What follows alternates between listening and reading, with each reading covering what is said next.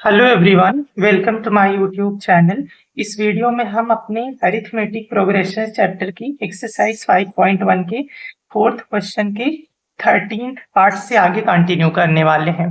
इससे पहले हमने इसके 1 to 12 पार्ट्स को किया है।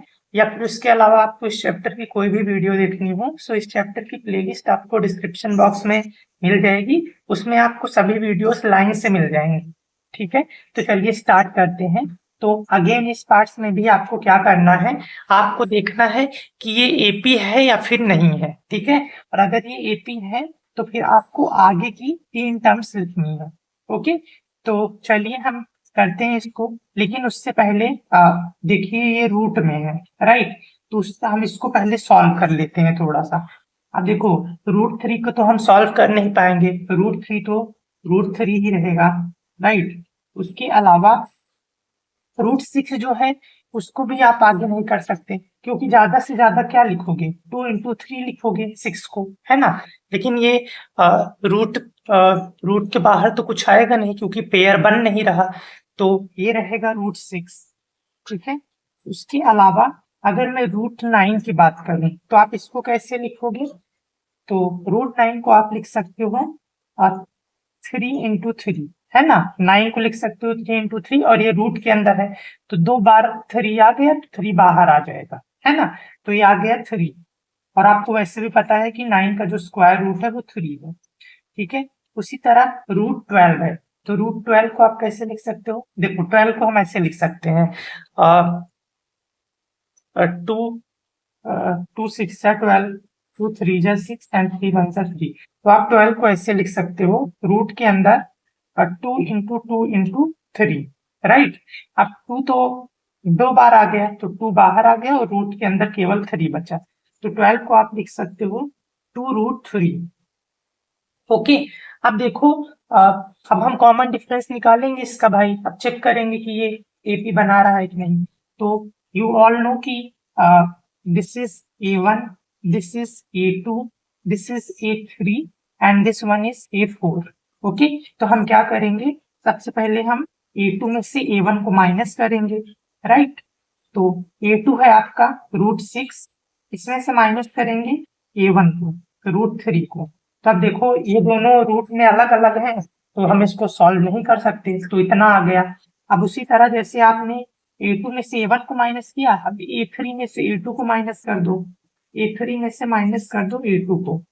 तो A3 में से A2 करेंगे तो A3 है आपके पास 3 और A2 है आपके पास रूट 6।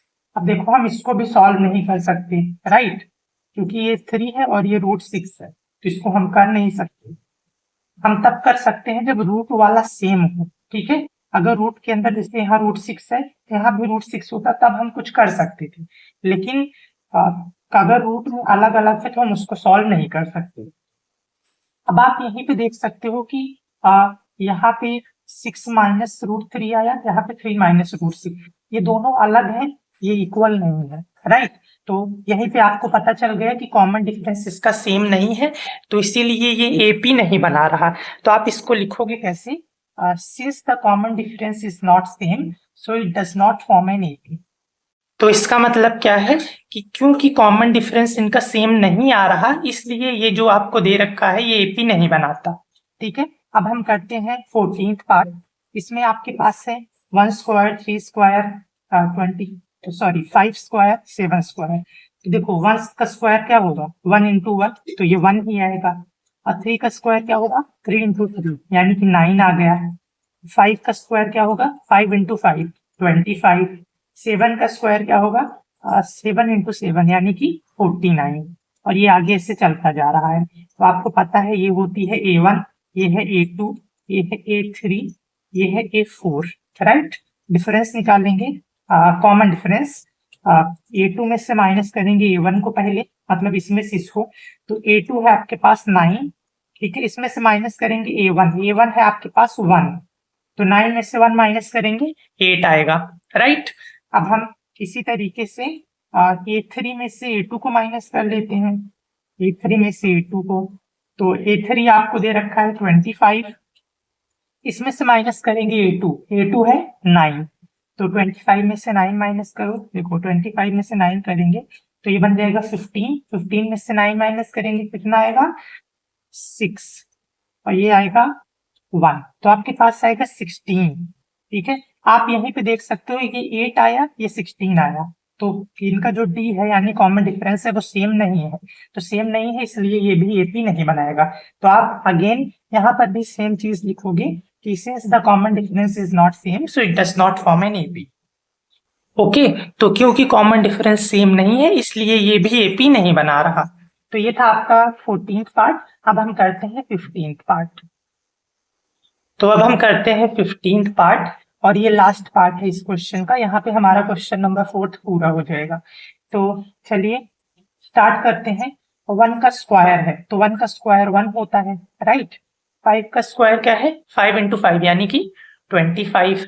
इसी तरह 7 स्क्वायर, तो 7 स्क्वायर क्या होगा 49 होगा, राइट। 7 इंटू 7, उसके बाद है 73 और ये ऐसे चलता जा रहा है।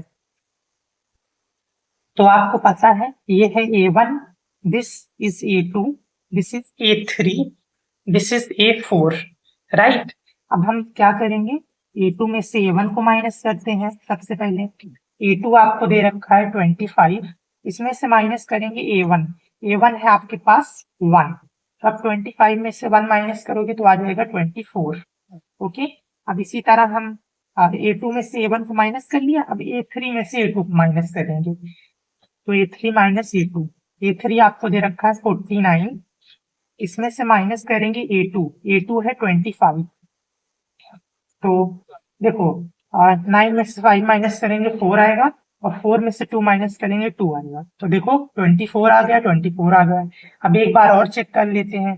अब हमने अब क्या करना है A4 में से A3 को माइनस करना है, A4 में से माइनस करेंगे A3 को, A4 आपको दे रखा है 73, इसमें से माइनस करेंगे A3 विच इज 49।